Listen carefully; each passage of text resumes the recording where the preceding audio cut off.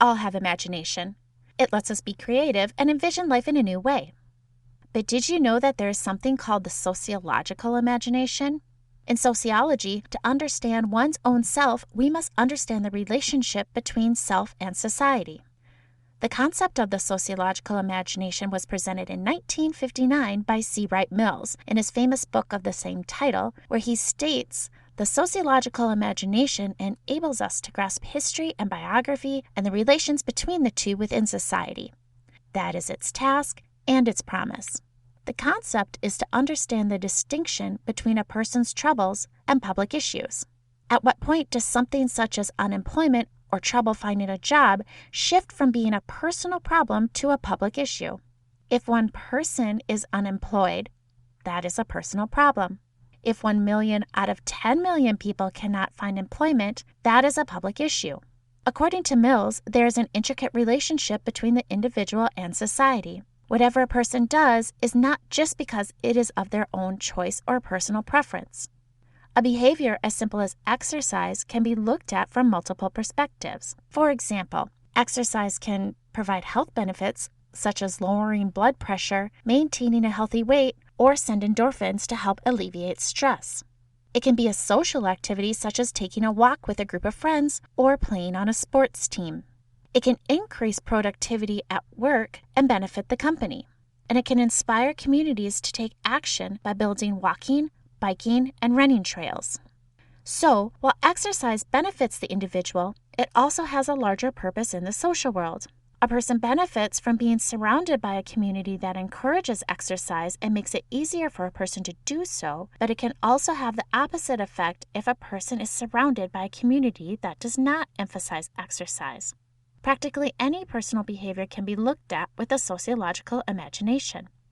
Let's take this and apply it to the very public issue of obesity in the United States. Or is it a personal trouble? Tough question. Let's figure it out. From the personal perspective, we all need to eat to live, and there are many reasons other than necessity that we gather around food. Celebrations such as birthdays, weddings, funerals, job promotions, and holidays, or just socializing with friends, often involves food. What we eat and how much we eat is within our personal control. Or is it? Let's say a person belongs to a family that often gets together for large gatherings. At these gatherings, there are often lots of burgers, chips, cookies, and desserts. Choices are limited for low-fat or healthy options. After eating, the family gathers around a fire, and not much is done in the way of activities such as walking, running, or even a family-friendly game of football. Over time, one realizes that these gatherings are contributing to their growing waistline. Well, we can say that this is a personal trouble. That person is making a conscious choice on what they put into their body and are in control of what they eat. While this may be true to some extent, is it all within a person's control? Our behavior is influenced by others, and in cases such as family gatherings, how might the family react if one chooses not to eat what others are eating? Social acceptance is important, even among our family. We also tend to like similar foods of the people around us. So we could say that we all make personal choices and are responsible for our own behavior, but what we eat and how we spend our time does not happen in a vacuum. Not that we blame family for choices, but that choices are influenced by the people around us.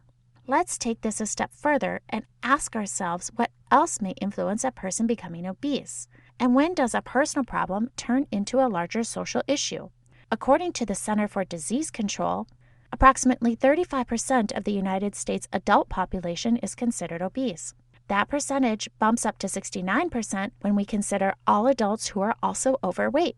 Social structures that contribute to obesity include food deserts, which are areas of the United States that do not have access to healthy, whole, and fresh foods and can be found in both urban and rural areas.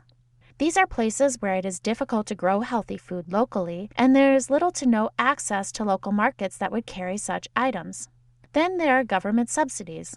Research shows that less than 1% of subsidies by the United States government goes towards the production of fresh fruits and vegetables, while the majority of the subsidies are given for meat, dairy, and grain production. This means that prices of healthy foods are significantly more expensive than the prices of unhealthy foods. We are also biologically driven to get the biggest energy bang for our buck. So if we have $5 in our pockets, and are hungry, we are more likely going to purchase $5 in fast food rather than $5 for a bag of apples. While these are not the only social structures that contribute to obesity as a social problem, they give a clear picture of how society contributes to this. And of course, this creates more social issues. Currently, we spend approximately $147 billion on illnesses and diseases related to obesity. This creates even more issues when the cost of health care and health insurance increases because of obesity-related illness and disease. So we can say that society influences a person's behavior, and that person's behavior contributes to a social issue. What is another issue that you have typically described as a personal trouble that also has social factors that contribute to it? How do social structures such as government, economy, education, and religion contribute to social problems? And how does the sociological imagination help us examine human behavior?